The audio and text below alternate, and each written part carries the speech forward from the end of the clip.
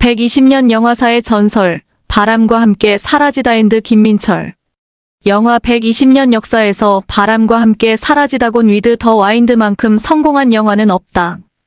영화 바람과 함께 사라지다는 나치 독일의 폴란드 침공 1939.9.1으로 제2차 세계대전이 발발한 1939년 12월 15일 미국 남부의 조지아주 주도 애틀랜타시 프리미어 극장에서 개봉되었다.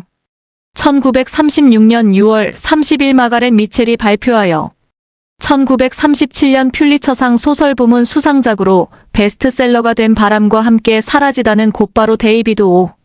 셀즈닉에 의해 영화 제작에 들어갔다.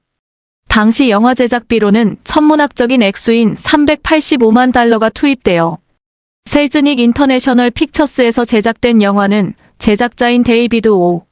셀즈닉이 독재자로 군림하며 캐스팅에서부터 제작 전반을 총지휘하였다.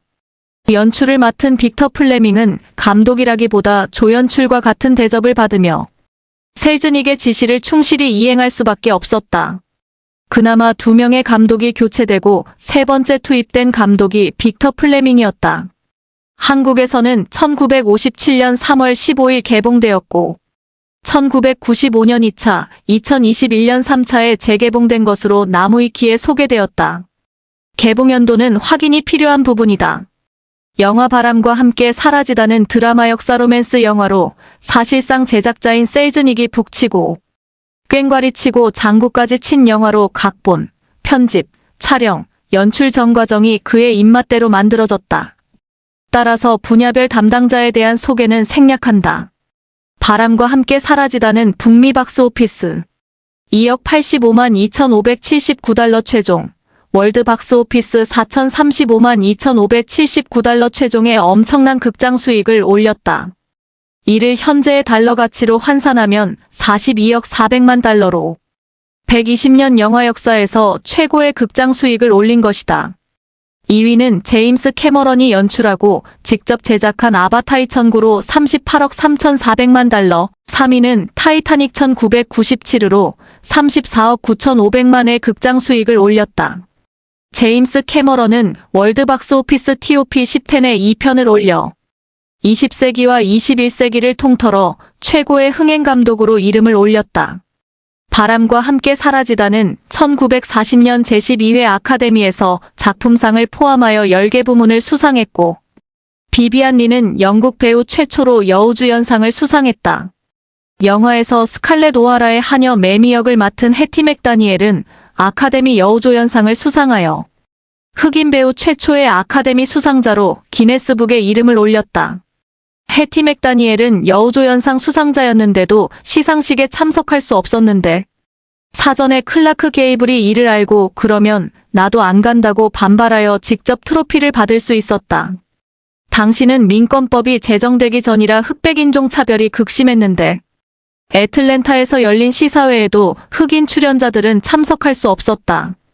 이때도 클라크 게이블이 나서서 흑인 배우들이 참석하지 못하는 시사회라면 나도 참석할 수 없다. 격렬하게 항의하여 흑인 배우들도 전원 참석할 수 있었다. 클라크 게이블의 개념 있는 행동은 KKK단에게 협박 편지를 받았는데 당시의 미국에서 흑인은 여전히 인간 이하였다.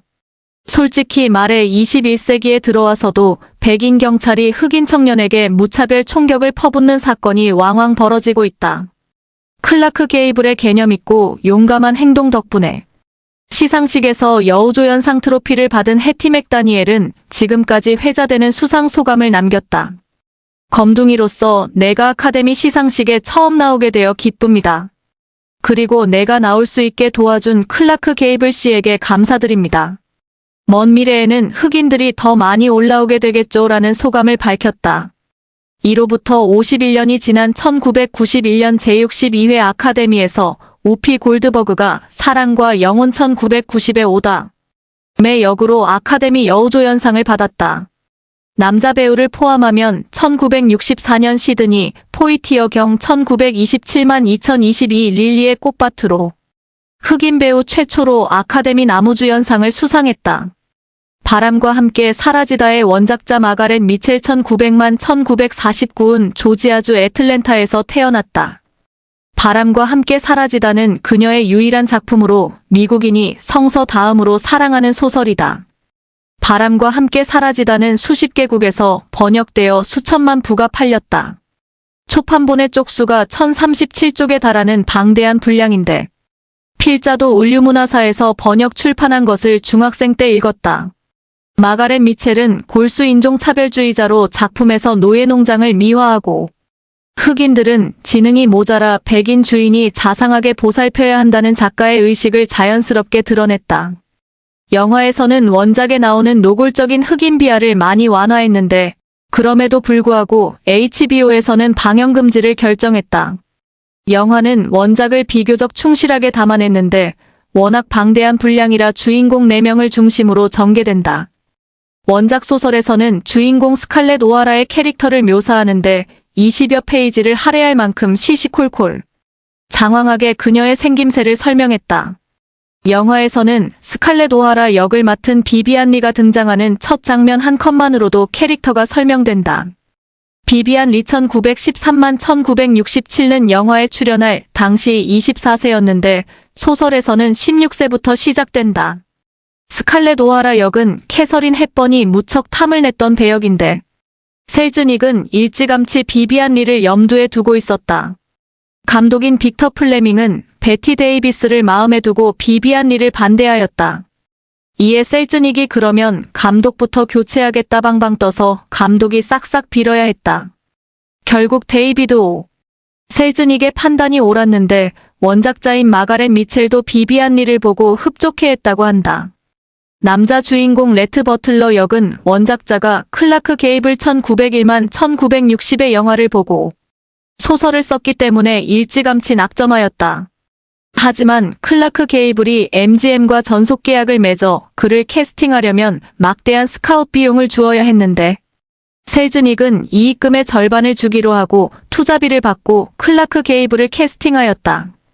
영화는 대박이 났고 MGM은 돈방석에 올라앉았다.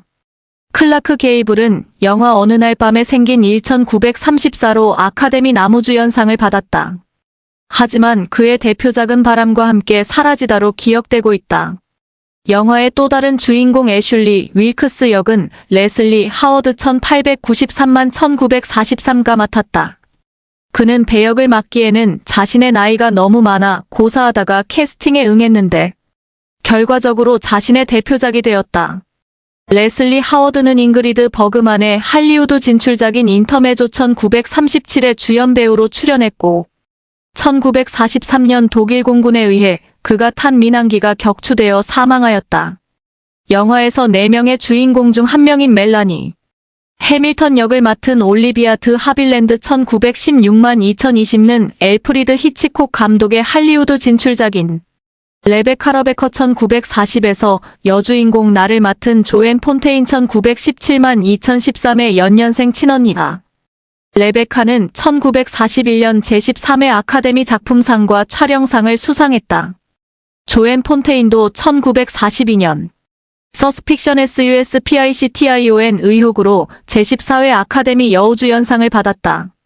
올리비아 드 하빌랜드는 4명의 주인공 중 104세까지 살아 가장 오랜 기간 생존했다. 그녀는 영화 투 이치 히즈 온으로 1947년 제19회 아카데미 여우주연상을 수상하고 사랑아 나는 통곡한다로 1950년 제22회 아카데미 여우주연상을 받아 2회 수상자의 이름을 올렸다. 또 골든글로브 여우주연상, 베네치아 영화제 여자연기자상 볼피컵을 받았다. 하지만 올리비아 드 하빌랜드의 대표작 한 편을 꼽으라면 바람과 함께 사라지다로 기억된다. 이렇게 영화 바람과 함께 사라지다는 4명의 주연 배우의 대표작이 되었고 1939년 12월 15일 개봉 이후 단 하루도 이 영화가 상영되지 않는 날이 없다. 전 세계 대상고 할 정도로 사랑받는 불멸의 고전 영화 첫 손가락에 꼽히는 작품이다. 그러면 너무나 유명한 불멸의 고전 영화 대표적인 걸작으로 평가되는 바람과 함께 사라지다를 최대한 간략하게 리뷰한다. 시놉시스 SYNOPSIS 영화 줄거리 요약. 영화는 16세의 스칼렛 오하라이와 스칼렛과 자신을 키워준 하녀 매미에티 맥다니엘의 도움을 받아 12그루 참나무 집존 윌크스의 저택에서 열리는 무도회에 참석하기 위해 준비하는 장면부터 시작된다. 유명한 씬인 코르셋을 바짝 조여 19인치를 만들라고 말하는 스칼렛. 매미가 갖다주는 식사를 손에 한 조각 들고 먹는다. 스칼렛의 아버지 제럴드 오하라이아 제럴드 토머스 미첼. 는 아일랜드인으로 자수성가하여 영국 귀족의 핏줄이 흐르는 엘렌 오하라이아 엘렌 바바라 오닐와의 사이에 스칼렛, 수엘렌, 카린 3명의 딸을 두고 타라에서 목화 농장을 경영한다. 소설에는 제럴드가 엘렌보다 무려 28세나 연상인 것으로 나온다. 장면이 존 윌크스이야 존 애슐리의 아버지. 12그루 참나무 12 오크스 마이너스 트리 농장으로 전환된다. 존의 12그루 참나무 농장에는 애틀랜타 근교의 농장주들이 모두 모여들어 열띤 토론을 벌이는데 주제는 연방에서 탈퇴한 남부연합이 북부와 전쟁을 벌이면 조지아도 참전할 것인가이다. 남부의 신사들은 모두가 전쟁에 찬성한다. 이때 사우스캐롤라이나 찰스턴 출신의 레트 버틀러 클라크 게이블가 전쟁은 주둥이로 하는 게 아니다고 냉소적으로 말한다. 애틀랜타에서 온 찰스 해밀턴이야 찰스 랜드 브룩스. 은 멜라니의 오빠인데 격분하여 레트에게 결투를 신청한다. 애슐리 윌크스이야 애슐리 레슬리 하워드가 찰스를 말리며 레트는 남부 최고의 명사수라고 말한다. 레트는 시비가 결투로 확산되는 것을 막기 위해 찰스에게 사과하고 자리를 피한다. 한편 스칼렛은 청년들에게 둘러싸여 무도회에 참석한 아가씨들 중 최고의 인기를 누린다. 존이 무도회에 참석한 손님들에게 자신의 아들인 애슐리와 멜라니가 약혼하였다는 소식을 발표한다. 멜라니는 애슐리와 이종 사촌이다. 윌크스는 멜라니와 함께 참석자들에게 인사하고 스칼렛은 벙찐다. 스칼렛은 애슐리를 사랑하여 그의 신부는 당연히 자신이 될 것을 믿어 의심치 않았다. 안색이 하얗게 질린 스칼렛은 애슐리를 서재로 끌고 가 당신은 나와 결혼해야 한다고 말하며 당장 약혼 발표를 취소하라고 다그친다. 애슐리는 당신은 나와는 어울리지 않으며 당신의 미모라면 곧 최고의 신랑감을 만날 것이다면서 나는 멜라니와 성격이 비슷하여 서로 이해하는 마음이 깊고 그녀를 사랑한다고 말한다. 스칼렛은 그러면 왜 나를 사랑하는 것처럼 행동했느냐? 며 애슐리의 뺨을 때리고 중국 도자기를 벽에 던진다. 레트가 능글맞은 웃음을 지으며 휴아는 휘파람 소리를 내며 소파에서 일어난다. 레트는 애슐리와 같은 신사는 당신과 어울리지 않으니 나와 사귀는 것이 어떠냐? 고 빈정대듯이 말한다. 스칼렛은 레트의 뺨을 때리고 남부의 남자가 당신 혼자만 남았다 해도 싫다고 쏘아붙인다. 클라크 게이블이 맡은 레트 버틀러는 웨스트 포인트에서 도박을 하여 퇴교 조치되어 집에서 내놓은 자식이다. 원작 소설에는 레트 버틀러의 조부가 해적 출신으로 막대한 부를 축적한 것으로 나온다. 클라크 게이블은 원작에서 묘사한 레트 버틀러의 판박이다. 스칼렛은 찰스를 즉석에서 꼬셔서 나도 약혼했다고 충동적으로 발표한다. 찰스는 애슐리의 누이 인디아 윌크스이야 인디아와 결혼을 약속한 사이다. 영화는 시작부터 족보가 꼬이기 시작한다. 애슐리는 멜라니와 스칼렛은 찰스와 결혼한다. 이어 남부연합이 찰스턴 앞에 섬터 요새를 공격하는 것으로 미국 최초의 내전 시벌워인 남북전쟁 1861.4, 12.1865, 5.9, 이 시작된다. 남부의 남자들은 전쟁터로 나가고 애슐리와 찰스도 참전한다. 영화에서 찰스는 얼굴이 동그랗고 솜털이 보송보송한 청년으로 나오는데 스칼렛은 남편이 전쟁에 나가는 것은 아무렇지도 않고 애슐리와 이별하는 것을 슬퍼하며 손수 만든 금술이 달린 허리띠를 선물한다. 찰스는 전투에 참가하지도 못한 채 출동 대기 중에 폐렴에 걸려 사망한다. 원작에는 스칼렛이 찰스의 아들 웨이드를 출산한 것으로 나오는데 영화에는 생략되었다.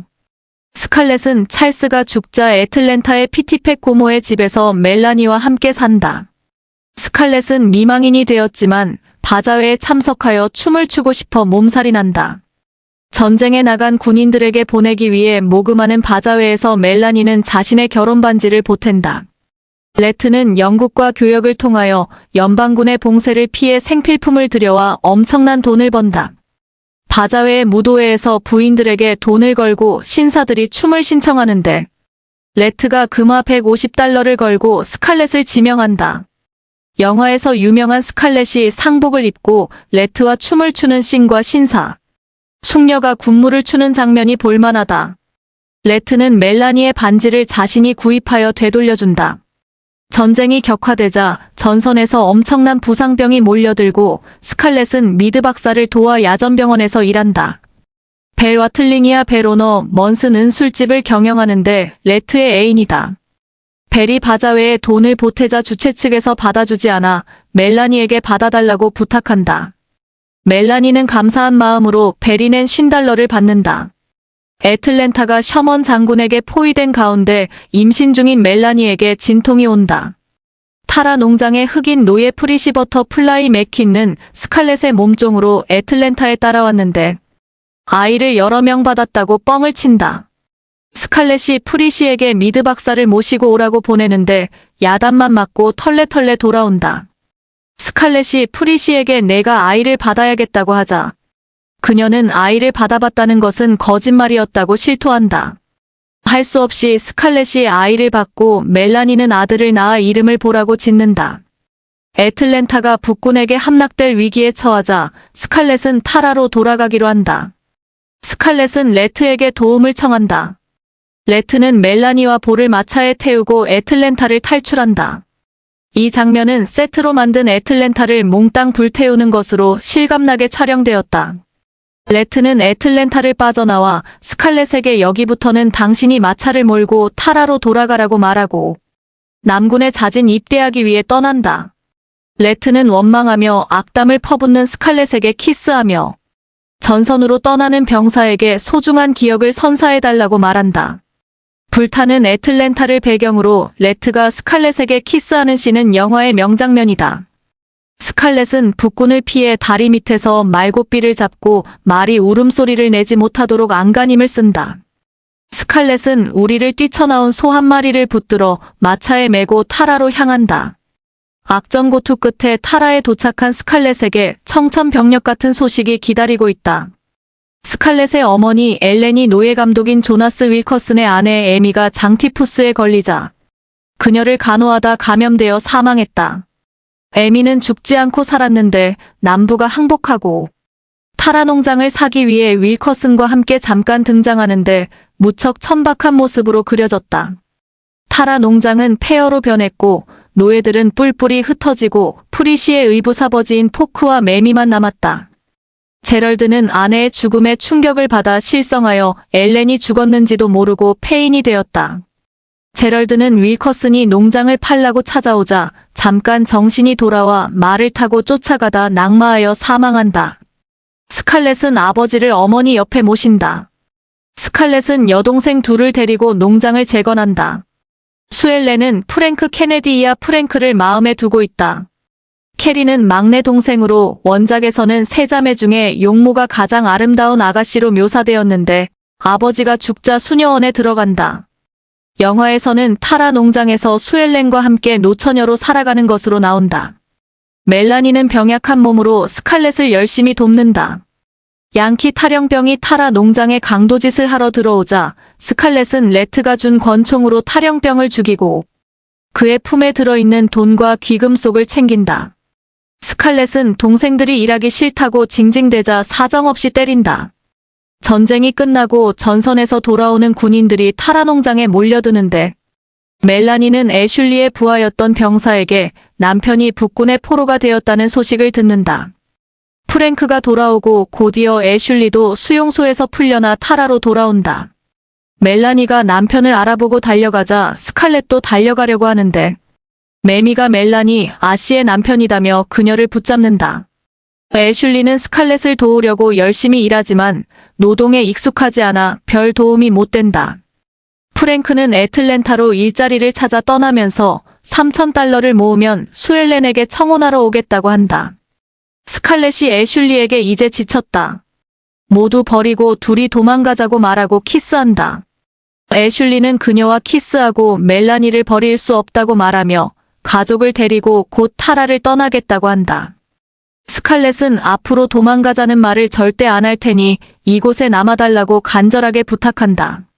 스칼렛은 그렇게라도 애슐리를 곁에 두고 싶어 한다.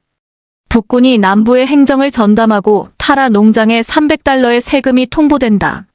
남부의 대농장은 대부분 북부의 자본가 수중으로 넘어갔다. 원작에서 마가렛 미첼은 남부의 전통과 문화를 파괴한 북부의 노골적인 적개심을 드러내는데 영화에서는 많이 순화되었지만 남부인들은 양키의 치를 떤다. 특히 남부 출신의 기회주의자들 양키 부역자들에게는 분노를 넘어서 저주에 가까운 감정을 표출한다.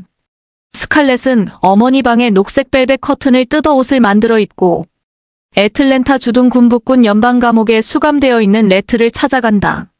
레트는 남부연합군에 입대하여 최후까지 싸우다 포로가 되었고 사형 판결을 받았으나 북군은 그의 은닉한 재산을 찾기 위해 형 집행을 미루고 있는 상태다.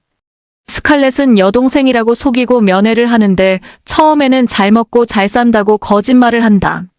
레트는 노동으로 거칠어진 스칼렛의 손을 보고 그녀의 형편을 짐작한다. 스칼렛은 타라 농장의 세금을 내기 위해 $300를 빌리러 왔다고 실토한다. 레트는 돈은 수백만 달러가 있지만 모두 영국의 은행에 있다고 말한다. 스칼렛은 발끈하여 돌아간다. 레트는 사형당하면 당신 앞으로 유산을 남겨주겠다고 염장을 지른다.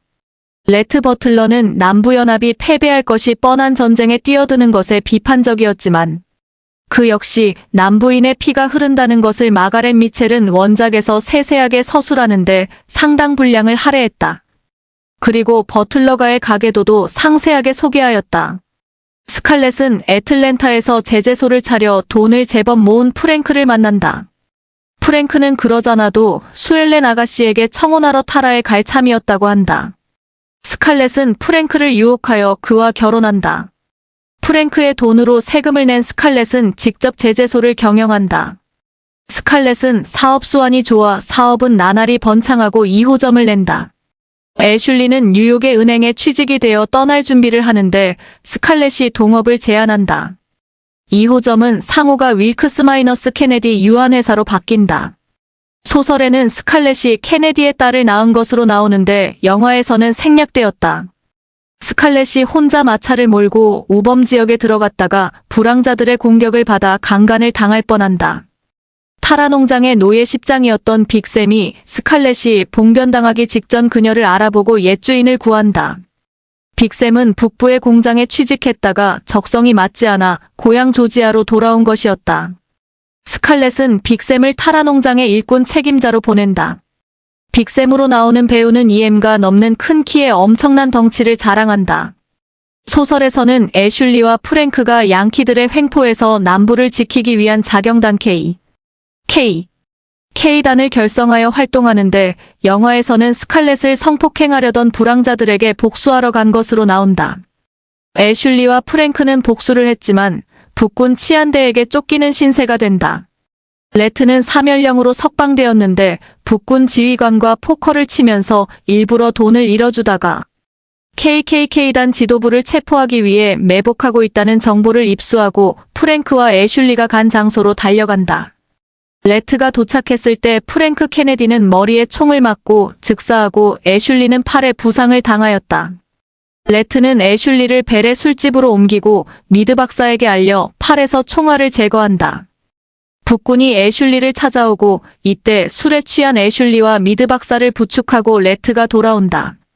레트는 애슐리를 연행하려는 북군에게 내가 그의 알리바이를 입증한다고 말하며 여기서 말하기는 곤란하다며 멜라니의 눈치를 살핀다.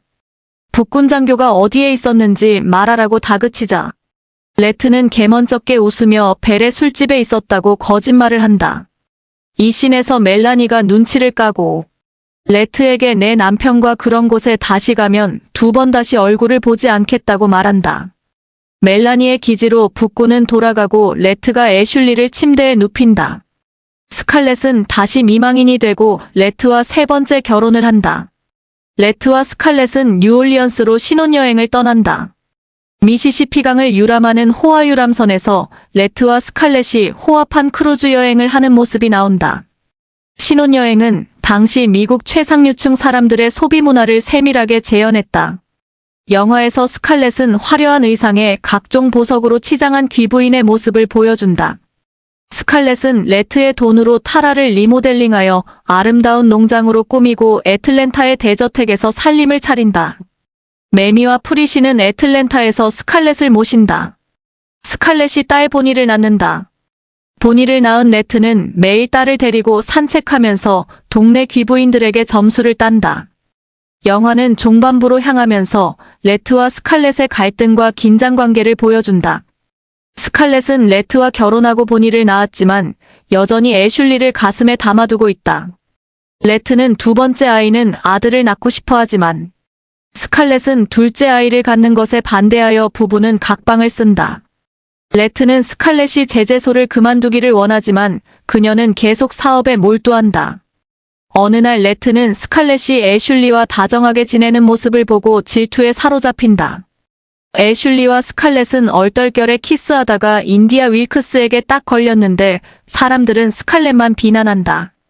스칼렛은 한동안 외출도 못하는데 레트가 억지로 옷을 입혀 애슐리의 생일 파티에 가라고 등을 떠민다. 얼마 후 레트는 동침을 거부하는 스칼렛의 방에 쳐들어가서 그녀와 응응한다. 레트가 앙탈 부리는 스칼렛을 안고 2층까지 붉은 카펫이 깔린 호화로운 계단을 올라가는 씬은 바람과 함께 사라지다의 명장면으로 많은 영화에서 패러디되었다.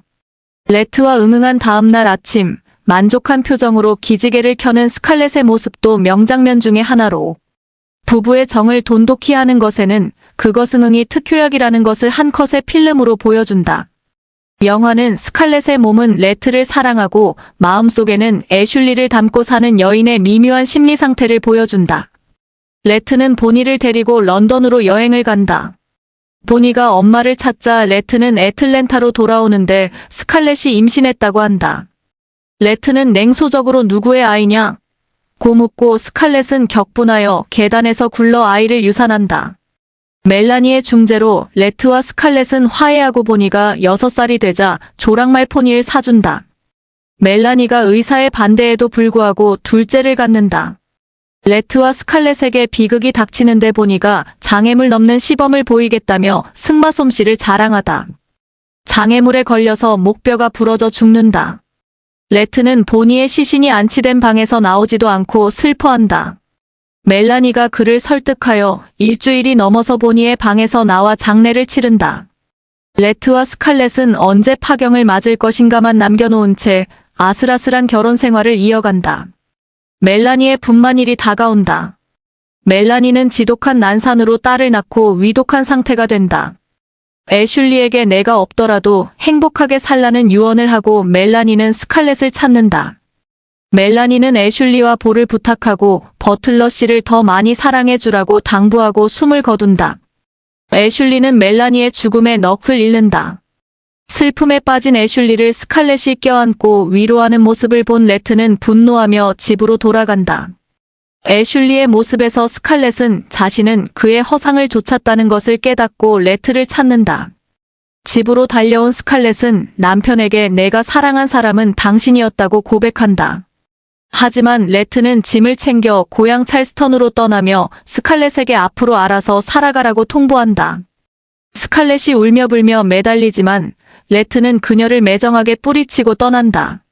스칼렛은 울다가 다시 일어나 내일 생각하자 내일은 내일의 태양이 뜨니까 애프터올 터마로 이즈 어너더 데이라고 말한다.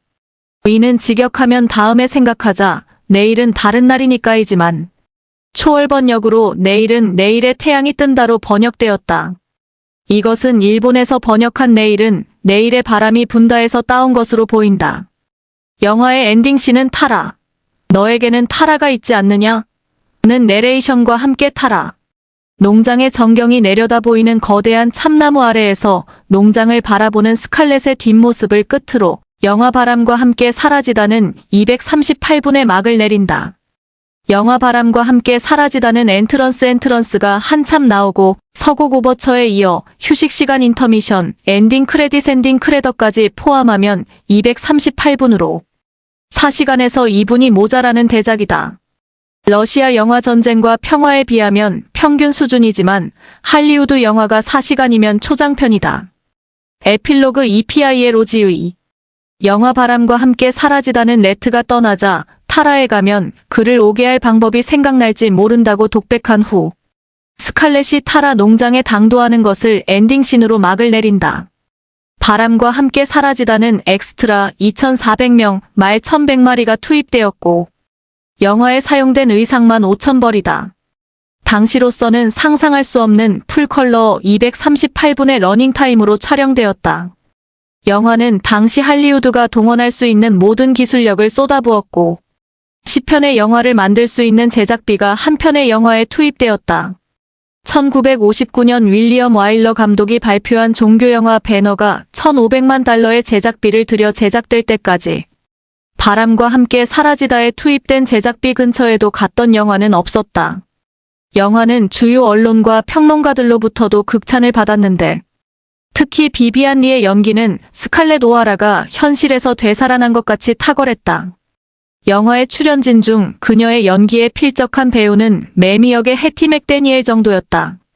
비비안 리는 압도적인 점수로 여우주연상을 수상하고 테네시 윌리엄스의 희곡을 영화화한 욕망이라는 이름의 전차 1951로 1952년 제24회 아카데미 여우주연상을 두 번째 받았다. 필자는 바람과 함께 사라지다를 1995년 5월 2차 개봉해서 극장에서 보았고 그 이전에는 DVD, OTT를 통하여 20여 번 감상했다. 극장에서도 3회 정도를 재관람했으니까 총 관람회 수는 25회 정도 되는 셈이다. 그런데 기억상으로는 1970년대 말에서 1980년대 초반의 서울 변두리 극장에서 바람과 함께 사라지다의 포스터를 본 것 같은데 확실한 기억은 아니다. 바람과 함께 사라지다는 작가가 인종차별주의자임에도 불구하고 볼 때마다 명화란 이런 것이다는 감동을 받는다. 감독의 뛰어난 연출력, 유명한 맥스 스타이너의 주제음악 타라의 테마, 배우들의 명연기, 황토빛 기름진 남부의 농장 타라의 목가적인 풍광빛 샘이 다른 노예가 작업 끝을 알리자 다시 자신이 말하고 작업이 끝났다는 말은 나만이 할 수 있다고 말하며 으스대는 모습, 존 윌크스 소유의 12그루 참나무 농장의 압도적인 참나무의 모습, 스펙타클한 전쟁씬 등등 영화의 모든 장면에 허술한 구석이 없다. 굳이 트집을 잡자면 화재로 무너지는 건물이다. 화재씬은 현재의 기준으로 보면 다소 미흡하다는 것 정도를 들 수 있다. 하지만 85년 전의 영화라는 것을 감안하면 완성도 면에서 완벽에 가깝다. 필자의 두 아들은 아직 바람과 함께 사라지다를 보지 않았다. 모르긴 해도 마블 영화 세대들 중에는 안 본 사람이 훨씬 많을 것이다. 현재의 기준으로는 인종차별이 노골적으로 묘사된 작품이지만 영화 제작 당시에는 엄청나게 순화시킨 것이다. 바람과 함께 사라지다를 비롯한 고전 영화 명작을 감상할 때는 당시 미국의 시대상에 대해 기초적인 학습을 하고서 보는 것이 좋다. 1939년 당시만 해도 흑인은 백인에 비해 열등한 존재라는 것이 일반화되었고 백인들은 그것을 당연하게 여겼다. 필자는 HBO에서 바람과 함께 사라지다를 퇴출시켰다는 뉴스를 접하고 할리우드 영화계의 호들갑이 혐오스러웠다. 디즈니 영화사는 인종차별의 대명사였는데 최근에는 인어공주 실사 영화의 주인공을 흑인으로 하였고 마블 영화에도 주연급 흑인이 꼭 등장한다. 필자는 할리우드의 이런 관념적인 이중성을 경멸한다. 할리우드가 인종차별의 벽을 진정으로 타파하려면 동양인에 대한 우월적인 시각을 완전히 버리는 것부터 시작해야 한다. 동양 배우로 아카데미 여우주연상을 받은 배우는 중국계 말레이시아인 양자경이 유일하다. 할리우드는 인종차별에 대해 호들갑을 떨 것이 아니라 본질부터 혁신해야 한다. 독자 여러분이 직접 영화로 감상하면서 명작의 진가를 직접 느끼라는 취지로 영화의 줄거리는 최대한으로 축약했다. 바람과 함께 사라지다와 함께 감상하면 좋은 영화는 어니스트 해밍웨이 원작의 게리 쿠퍼, 잉그리드 버그먼 주연의 누구를 위하여, 종은 울리나 1943화 마빈 르로이 감독의 쿠오바디스 1951영화 세실비, 드밀 감독의 10개 1956, 데이비드 린 감독의 아라비아의 로렌스 1962닥터, 지바고 1965, 윌리엄 와일러 감독의 배너 1959 등이 있다. 명작의 감동은 오랫동안 여운이 남는다. 인종차별적 영화라는 호된 비판을 받고 있지만 변함없는 할리우드 고전 영화의 대명사 바람과 함께 사라지다의 리뷰를 이것으로 마친다.